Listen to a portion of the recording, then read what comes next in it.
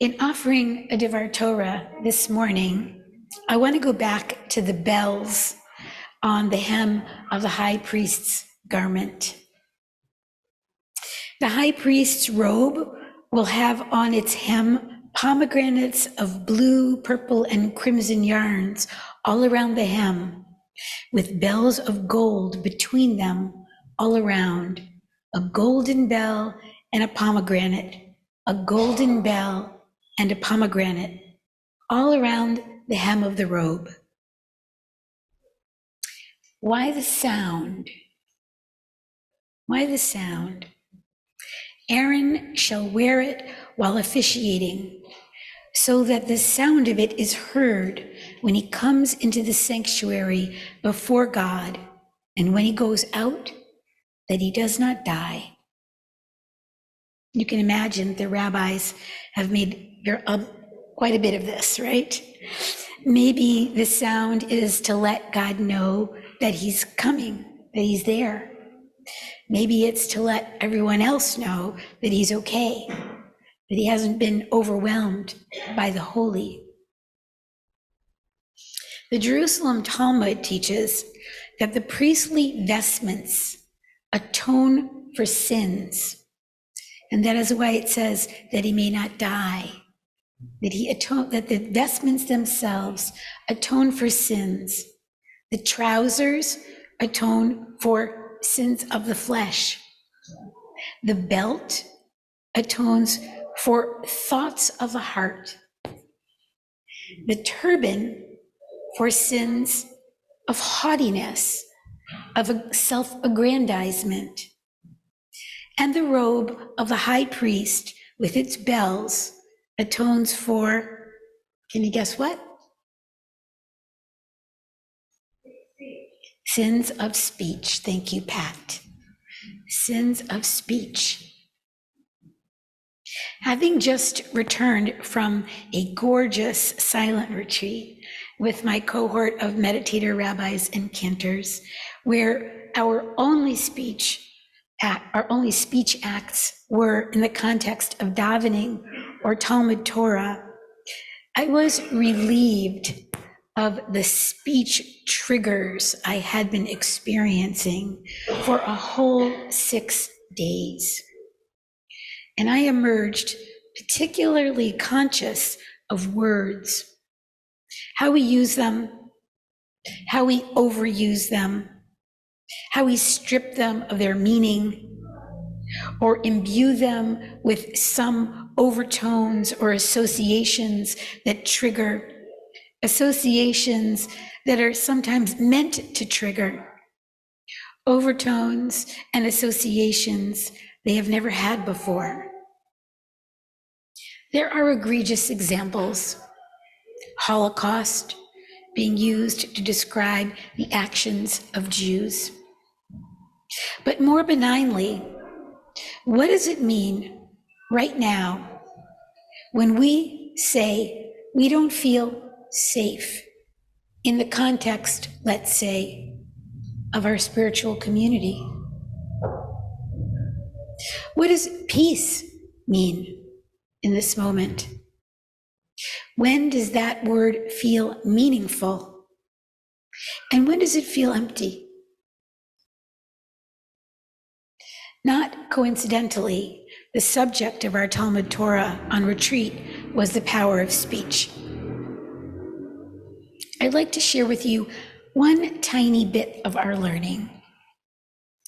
In a discourse on the life of words, the great Russian-born Hebrew poet of the early 20th century, Chaim Nachman Bialik, who became the poet laureate of Israel, writes, "Such is the way of the world. Words ascend to greatness, and upon their descent, they become profane. What is essential is that no word in language is so insignificant that the moment of its birth was not one of powerful and awe-inspiring self-revelation, a lofty triumph of spirit. Nevertheless, before our very eyes, these same words and a great many others like them are being lost in language. And it's as if it's nothing. Their core is consumed and their spiritual strength fades or is hidden, and only their husks survive, cast out of the realm of music and poetry into the public domain, to be used in reflective and sloppy ways within the limited boundaries of social intercourse. The rise and the fall of the power and the beauty of a word. And we inherit the husk of a word without its core. In a Times of Israel article I read this week, Naomi Gratz writes about slanderous speech as rampant in these days of trouble. She says that civil discourse is obsolete. I, of course, don't believe this.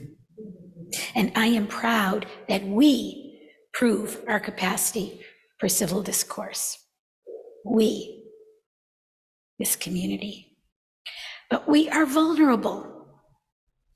When we're not in dialogue mode, we are vulnerable in this time of heightened sensitivity to endless triggers, and we must be scrupulous.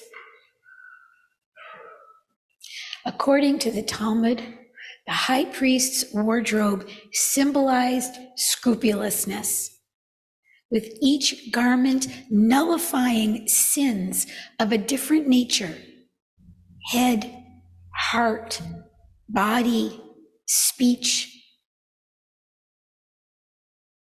I do agree with Naomi Gratz's conclusion.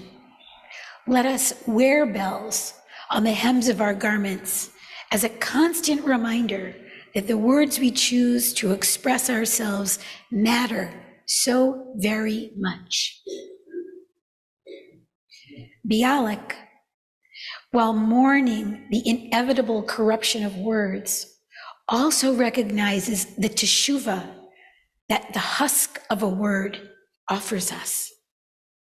With tremendous hope and belief in the human spirit to evolve and renew, he says this: who is to know whether it is not for the best that people should inherit the husk? For without its core, people can nourish the husk to a new life, a life form with their own substance, making it shine from the light of their own soul. In the final analysis, an empty vessel can hold content, while a full vessel can't. My blessing for us is that we take care, that we notice how we overuse, misuse, and change language, and that we use empty words to fill them in ways that reveal our best selves, bringing illumination to our community. Let's keep our bells on. L'chein yiratzon.